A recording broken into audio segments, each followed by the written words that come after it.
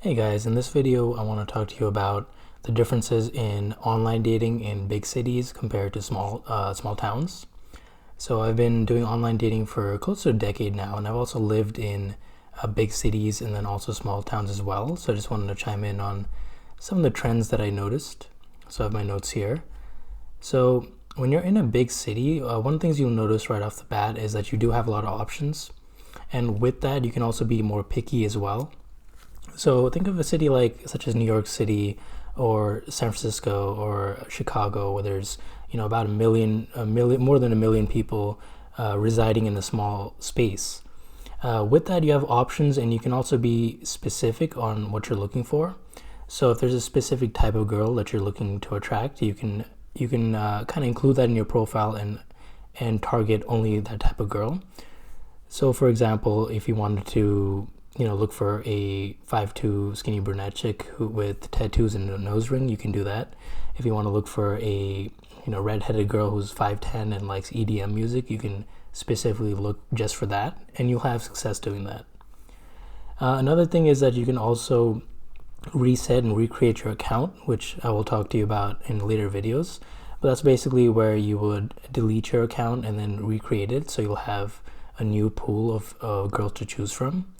And you can do this more often because you won't bump into the same people twice, and that's nice because you'll build a variety of people you'll meet. And then another great thing is that you can build a rotation of girls a lot faster because you'll be able to choose from girls that are really into you, and then from there you can go on dates and you'll meet solid girls, and you can build a rotation within a month, whereas if you're in a smaller town, that might take a little bit longer. One of the cons about doing online dating in a big city is that girls here are very flaky, because they do have options just like you, and it extends outside of dating as well, because they also have more things going on socially.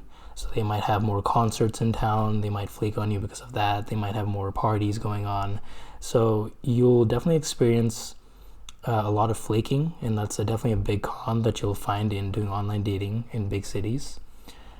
Another thing is that you'll have a lot of short-term opportunities, so a lot of hookups and casual encounters, and this could be a good thing, but you'll also find that if you are trying to build a rotation of girls that you want to see, you'll find that a lot of them will just kind of flake out over time because they have more options, or they also move out of big cities as well because they have a lot of transient population. People typically will move to a big city because of work, and then it does get expensive, so they might move out, change plans. So that'll happen often too as well.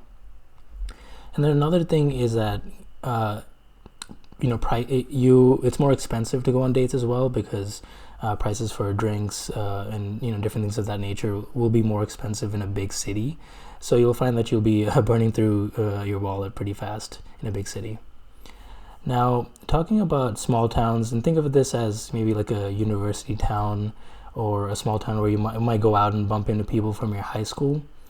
With this, you'll find one great thing is that girls that you do hit it off with and go on dates with will stay loyal, just because they do have less options, and if you're doing really well in self-improvement, then you do a better job of standing out from the crowd. And there's also more of like a relationship kind of vibe to smaller towns, so girls typically will stay more loyal to you in your rotation, and that's definitely a great thing. And then the second thing is that it's also cheaper to go on dates and do a lot of fun things, and less volume, so you have to meet like less and less people to find solid girls to meet up with.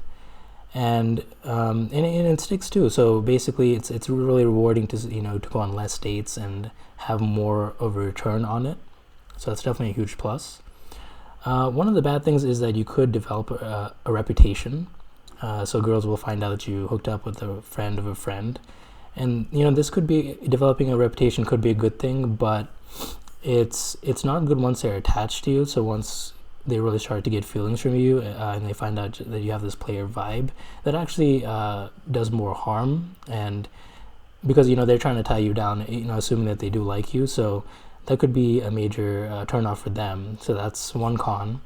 The next thing is that you have less leeway to reset your account and reset it as well. So I do recommend resetting your account from time to time just to get a new candidate of girls.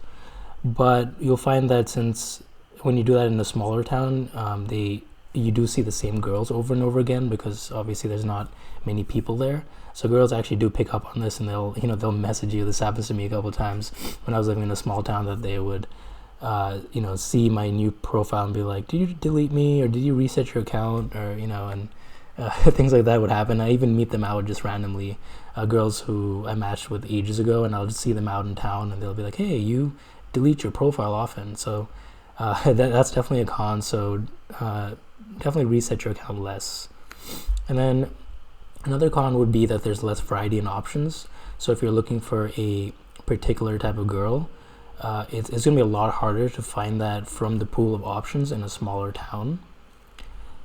And then now, so we've talked about big cities and then also small towns for online dating. Now, what I would say is the worst of both worlds would be big cities that are more of a sprawl. So think of Los Angeles or Phoenix. And the reason why these are pretty bad for online dating is that logistics are very difficult. So in a very spread out town or city, there's often going to be trouble parking.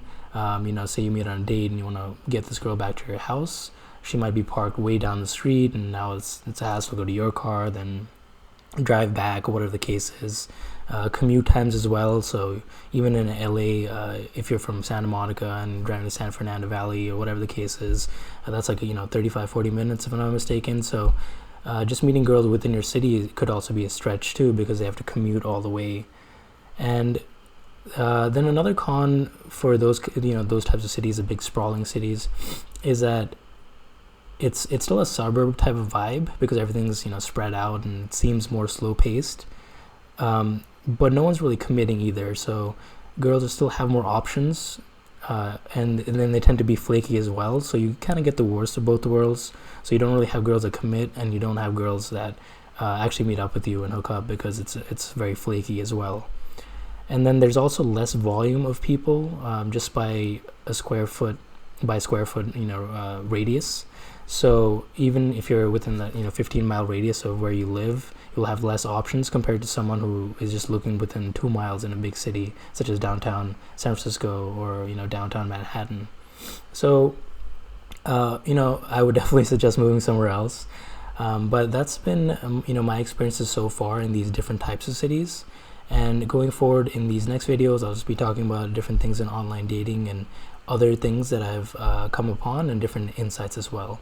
So if you like this video, definitely give it a like. And if you have any comments or any advices for the next upcoming videos, just shoot me a message. Thank you.